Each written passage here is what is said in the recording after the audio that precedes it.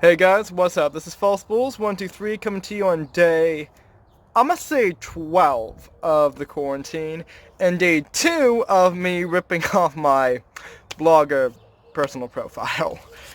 So, yesterday I talked to you about like my 10 favorite movies for 20 minutes, way too late at night. And so now I'm going to talk about my favorite bands sometime during the mid-afternoon. So, way before I was chatting it up about, let's see, my top 10 movies, well, I was a greedy little bitch today and I wanted to talk a lot, so I'm going to hit you with my top 20 bands. And I'm holding this with my hand so I can't do, like, fingers. Now, that sounds a lot, but I did some counting, and considering that I list 214 bands on my Spotify, you're lucky. You're lucky I didn't talk about that, because that's going to be its own video.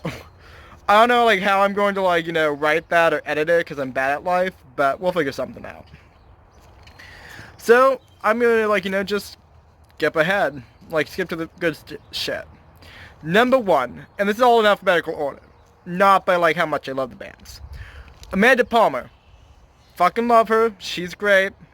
I mentioned her during my, let's see, first ukulele video, actually. Because she did this song called Ukulele Anthem, which, like, totally inspired me. A little bit. Amanda Palmer is this sort of, I guess, alt-rock. I would really list more as Dark Cabernet, which is basically what happens when goth kids listen to more folk music. And she was in the Dresden Dolls. She's married to Neil Gaiman. She's pretty famous in that niche. So she has a lot of really great stuff. If you're looking for a good album suggestion, I would suggest her Yes Virginia by the Dresden Dolls. Or just any of the stuff she's done with Jason Webley. Next up, American Murder Song. It's made by the two guys who did The Devil's Carnival and Repo the Genetic Opera. And American Murder Song is basically also Dark Cabernet, but more on the folksy side of it. And they focus on making, sort of revamping the traditional Americana murder ballad. So think, hang down your head, Tom Dooley, hang down your head and cry. But like, think more like, Pretty Lavanya, the 6 and 5 Islands. Yet she works in lost parlors in the town of missing men. Carolina swamp juice, by the finger. Oh, how she lingers. Pretty, pretty, pretty Lavanya. That song, Pretty Lavanya, which is about Lavinia Fisher, who's touted as one of the first American female serial killers. Real interesting stuff. So, basically, if you're into that type of stuff, it's absolutely great. Album recommendation for them would probably be The Killing Floor, which is the newer album, which is, remember correctly, takes place in a mythical house of murder led by Cain, the first murderer. And all of this stuff is just like super cool, it's super nerdy, and it just has a great folk Americana sound to it on top of like a bunch of other stuff. Cake Bake Betty, absolutely love it. It's a stage name, and I think the woman's name is Lindsay Powell, but don't quote me on that. She's actually done several other music projects, including Felded. And Cake Bake Betty is this sort of alt pop. It has these really abstract lyrics and just really beautiful melodies. And there's just something calming and also sensual to it. Like, kind of, I always imagine it a little bit as sort of like, that whole like doll aesthetic, like living doll aesthetic, where people like dress in like those poofy dresses and stuff. So I'm going to sing you a bit from that. So my favorite album from her is her first one, Songs About Teeth, and I think this was the fourth one on the album, Dear Mother. My dear mother, where's your mining man? And with my father, she has tasted carcasses like lovers in his home.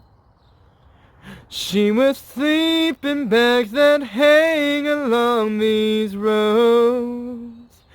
And that's not all. She will stay. We will sleep in bed. fields of oranges and pray. Why do you cry?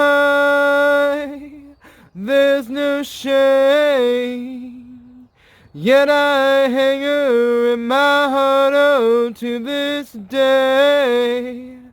And that's okay. It's a really great song. Hopefully that sounded decent and not like dog shit. Love Cake Baked Betty, one of my just favorite alt-pop singers of all times. Next up is my actual favorite band. I first heard them on Welcome to Nightville, if I remember correctly, episode 10, The Lights and Radon Canyon. See me not pronunciation today. Charming Disaster is, I would also list them as Dark Cabernet, but they also have a more they also have like a bit of folk influence to them. So imagine like if, I can't really even like describe the sound very well. Basically imagine very Dark Cabernet, so that sort of like nerdy folk music, but then they add like a lot of other influence. So they have sort of the influence and theming of their lyrics without necessarily being as strongly sound-wise Dark Cabernet. Hopefully that is a good description for you. Charming Disaster has just released their third album, Spells and Rituals, which is great. I really love the third album. I think, like, you know, it has a more technical direction to it, and you can definitely hear Cotorino's influence in that. Jeff Morris, that's his name. So you can hear more of his like more technical direction in that, where in the first ones you had more the melodic sounds that Elia Busker, who does her solo project as Sweet Soubrette, and sort of like in that. They're both very accomplished musicians, however. I don't want to like use the phrase technical to imply, like, you know, anything as an insult otherwise. And I can't think of like, I love all their music, but I can't pick a song to like, you know, belt a few bars of. So just check them out. They're like so cool. They're my favorite band. So next up, band 5 is Clairo. Clairo is what's called bedroom pop. And if you don't know what that is, bedroom pop is basically like pop music, but it's a lot more intimate and personal. It's as if you like mix a little lo-fi into like the bass of pop music. So Clairo has this sort of like, I think she's been described as this whole do-it-yourself aesthetic, and so she basically just, I'm having a really hard time explaining her sound. It's basically just more melodic. It's a little retro, like a little 90s, if that makes sense. And there's just a lot of like really fun songs on her first EP. I believe her EP is called Chapter 1, but I might be mixing that up with Girl in Red. Actually, sorry, I think her EP is named Boy of My Dreams. I'm definitely mixing that up with Girl in Red. Anyway, I'll try to post some links to some albums, some of the music in this, like I did for some of my other musical segments.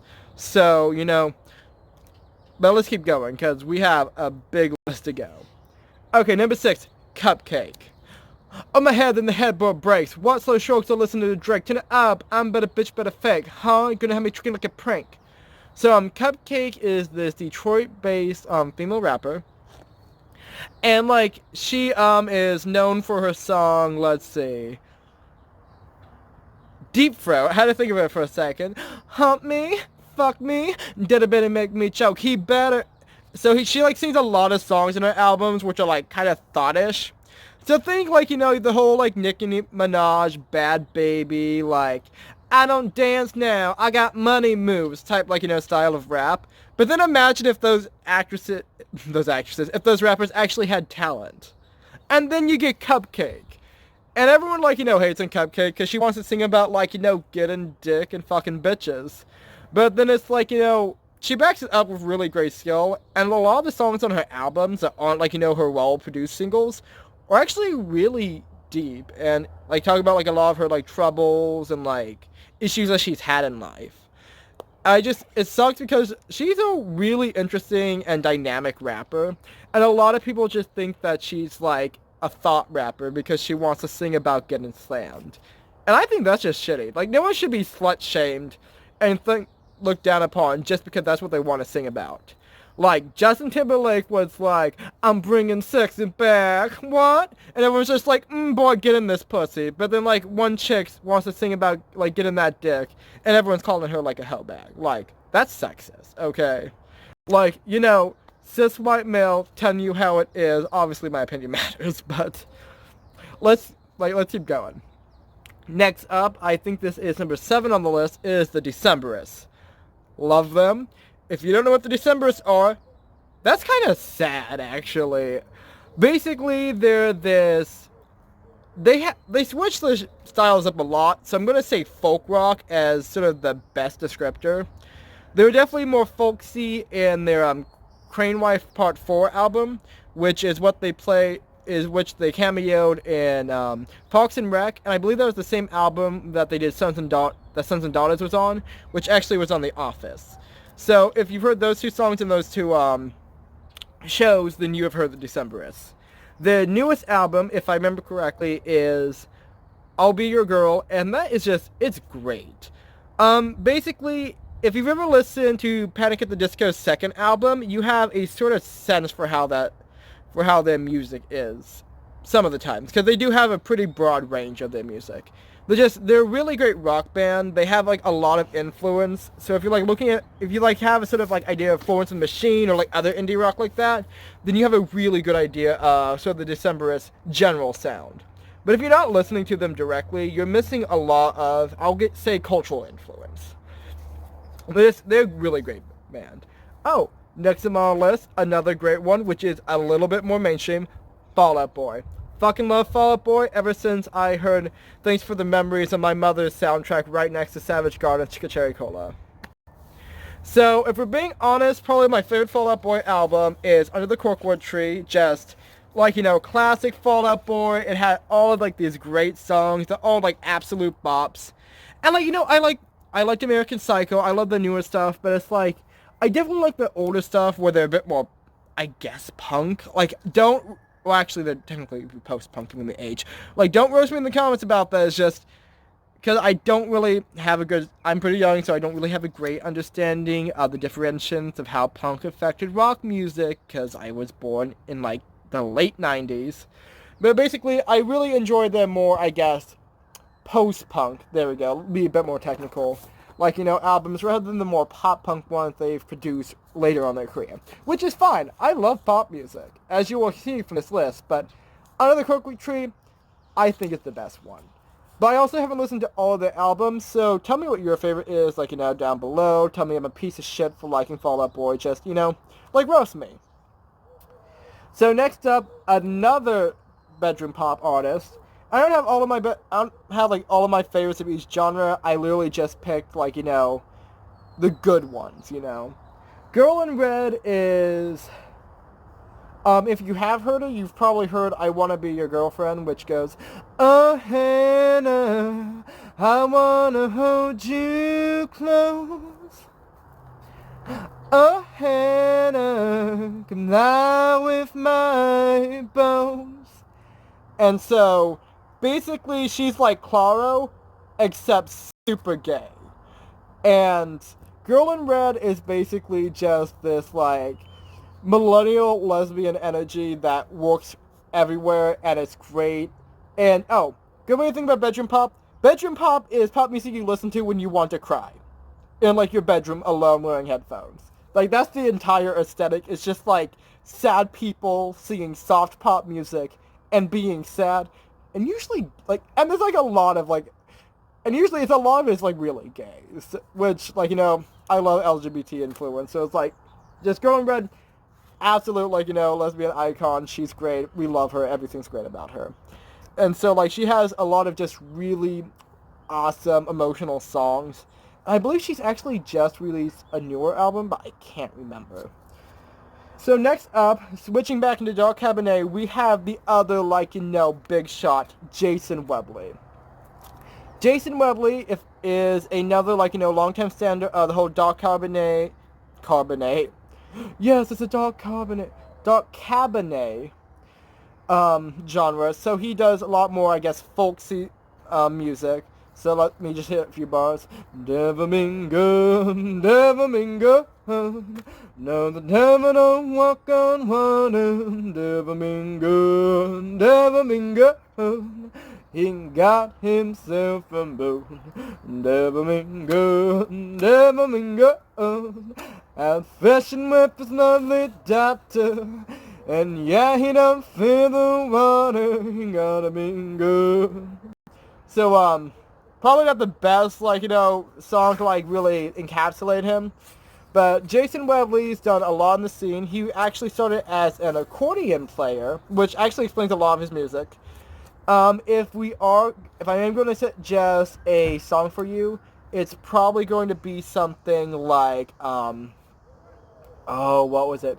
I believe it's called The Fall of Icarus, which, I mean, always love references, whether it's like, Bugle the Elder or just like, some old Greek classics, but yeah, I can't remember if it's called Icarus or The Fall of Icarus, and I believe that's the name of both the song itself and the album it's a part of. And that one's just great. Like, it has that sort of like, referencing while still having just this really good, like, it's used as an illusion rather than as a direct retelling. And it's such a good album. So Jason Webley also did a bunch of stuff with Amanda Palmer while we're at it. They did a EP for this Brothers Grimm retelling. Oh, look, there's my Gizzy in the background.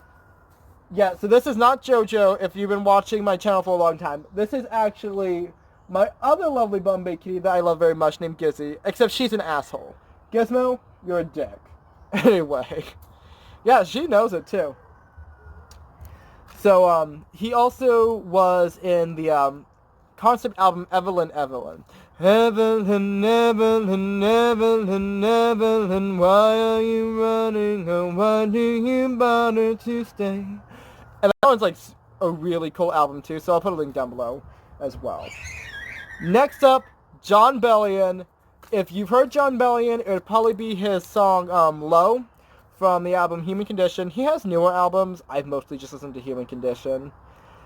Favorite song from that album is Guillotine. He basically has this mainly hip-hop inspired album, but it definitely just has a really great amount of emotion and depth to it, especially from, like, what you would consider to be a more mainstream hip-hop artist.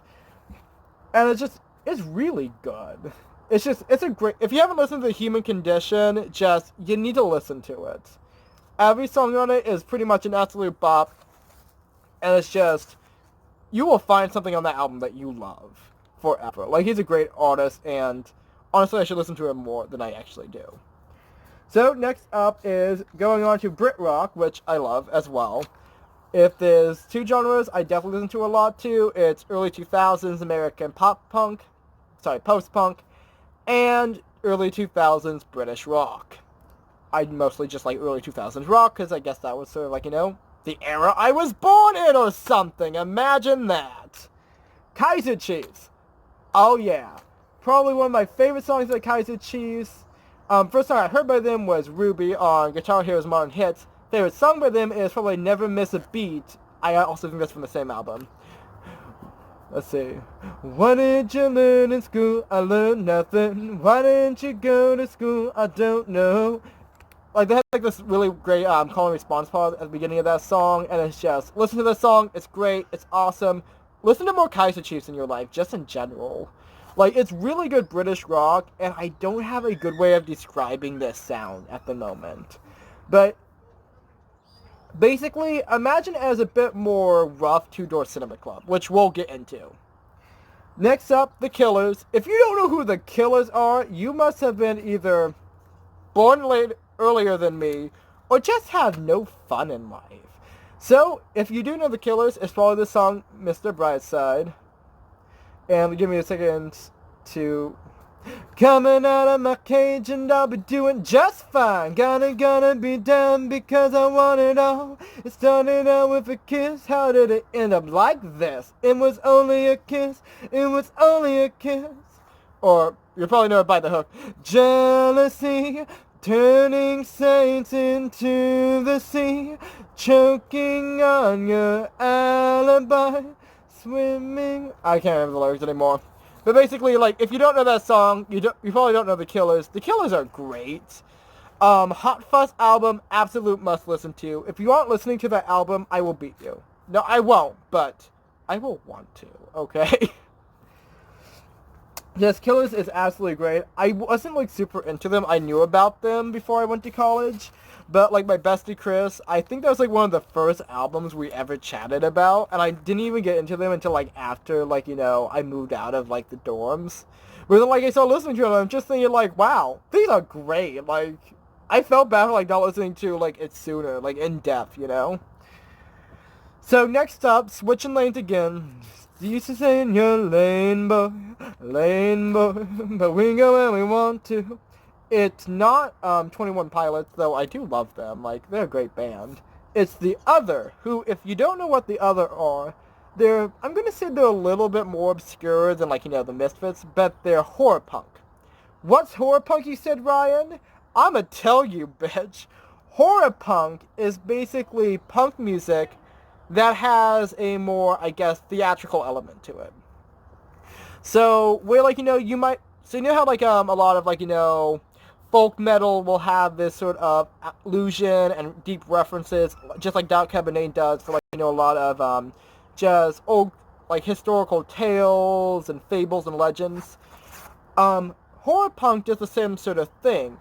It basically incorporates a lot of more, I guess, camp horror elements. So think like your sort of Halloween crappy elements into a, like, you know, punk rock aesthetic. So I found The Other when I was looking up songs about Peter Strumpf, the Werewolf of Bedburg, for a D&D campaign.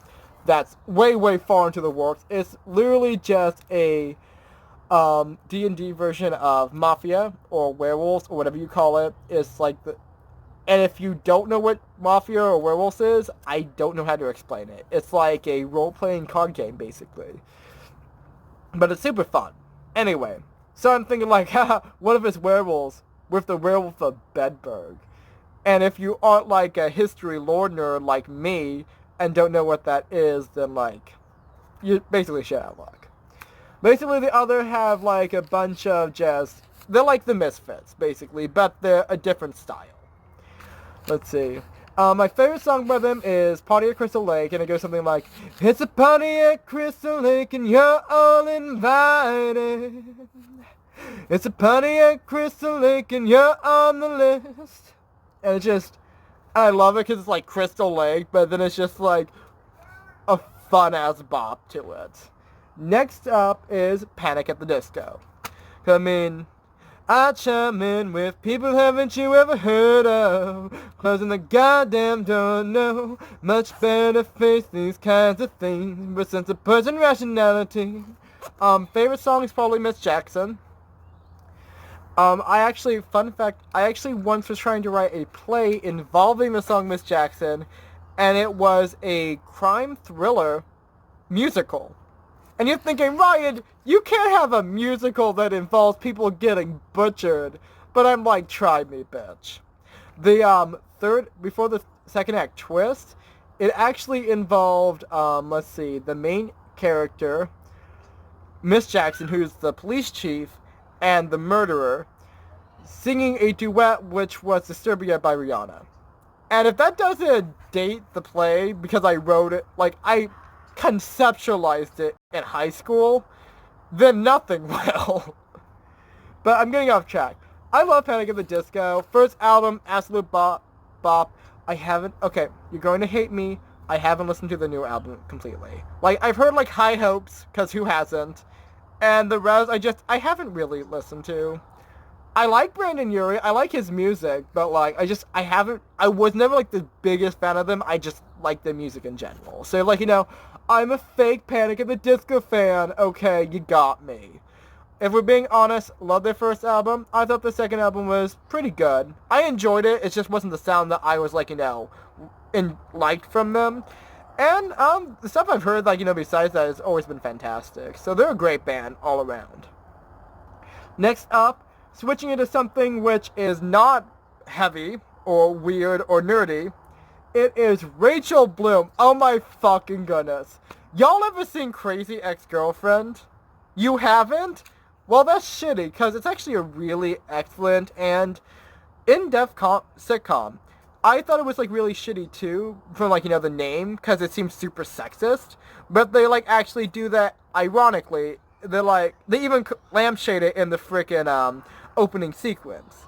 Rachel Bloom is the main actress for that, who plays this, like, crazy, excessive yandere, basically, who just wants to get herself a man, but also one that's, like, dating this chick who's super good at yoga. That's actually a plot point, and a musical number.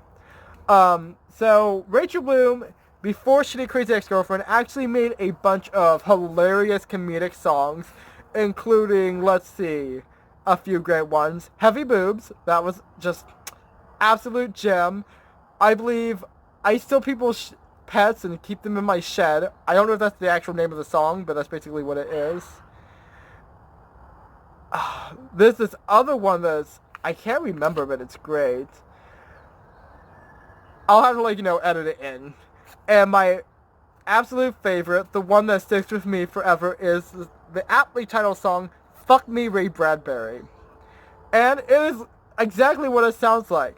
It is a song about a woman who wants Ray Bradbury, the very prolific 1960 sci-fi author who wrote Fahrenheit 451, to slam her right in the pussy.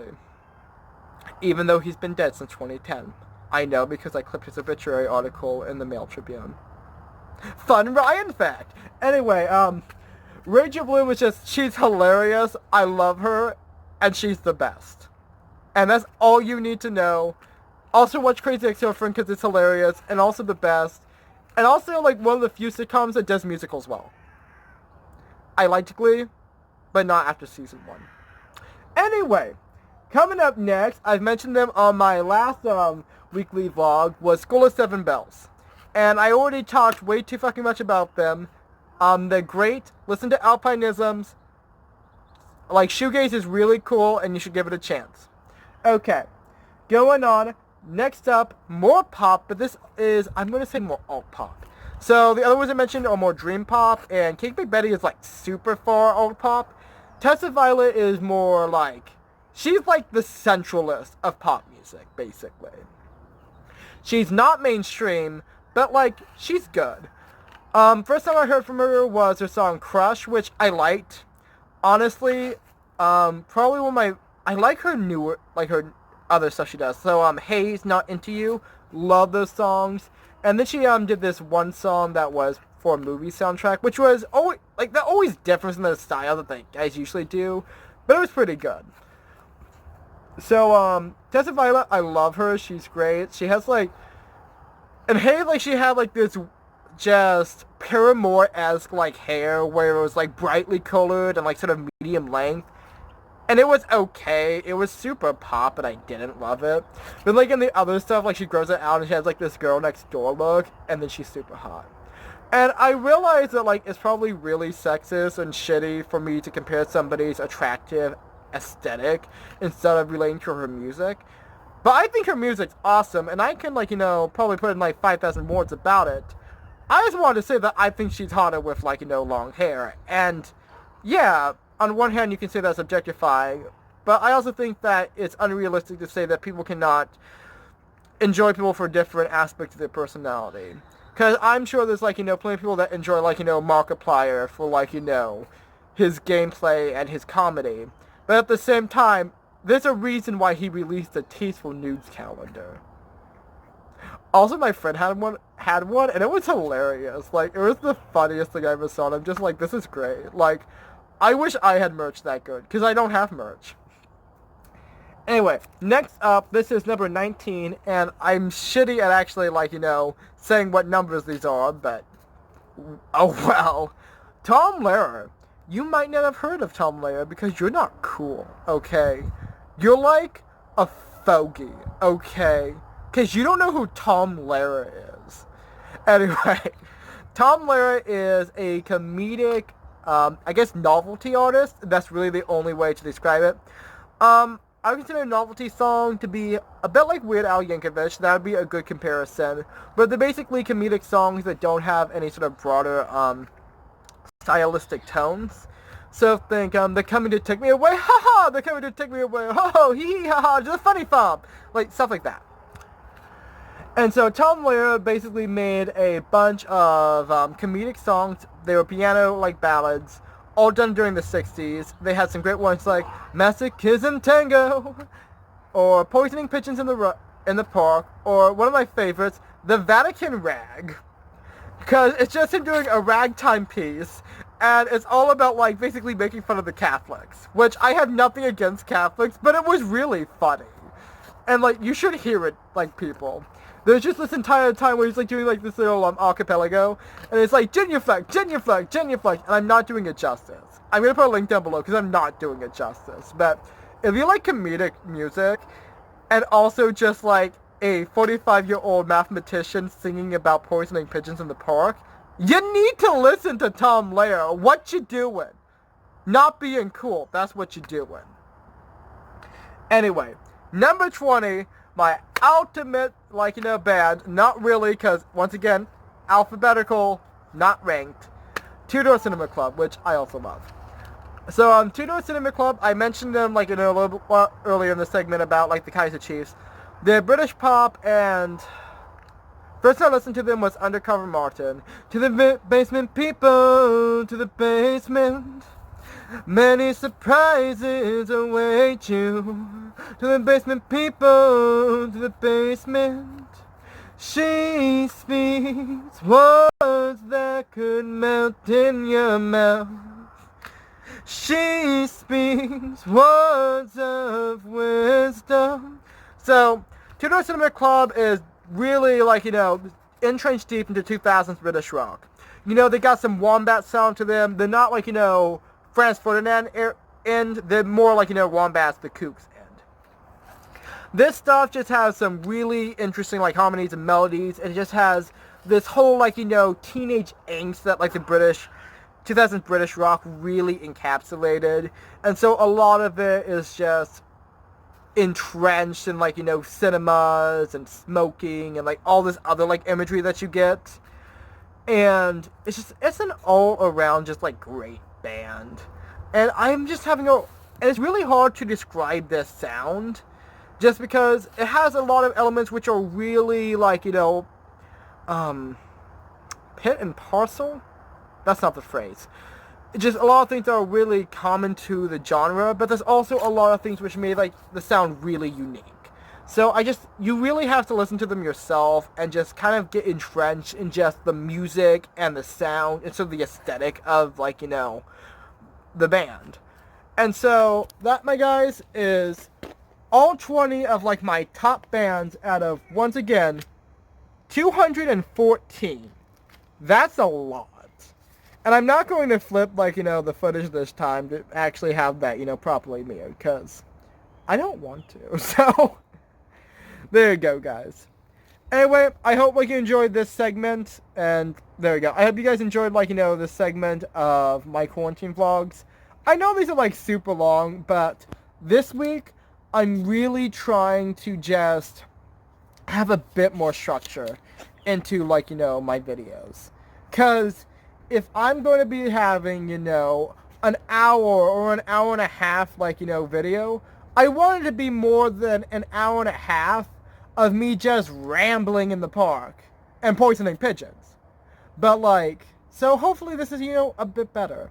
Hopefully this gives you a bit of insight, and down the road, maybe I will, like, chunk these up into, like, smaller segments. And that way you can have sort of, like, a quarantine playlist that's a bit shorter, and then I can delightfully monetize for more money. I'm just kidding. I don't make any money. I know. I wish I did, but I don't. It's a labor of love. I don't know what I love, but apparently it's talking. Anyway, guys, I'm rambling again. Oh my, what a surprise. But I had fun. I hope you guys had fun listening to me talk about way too many genres and way too many, like, cuts with it. So once again, this is Falsebooles123, and I'm signing off.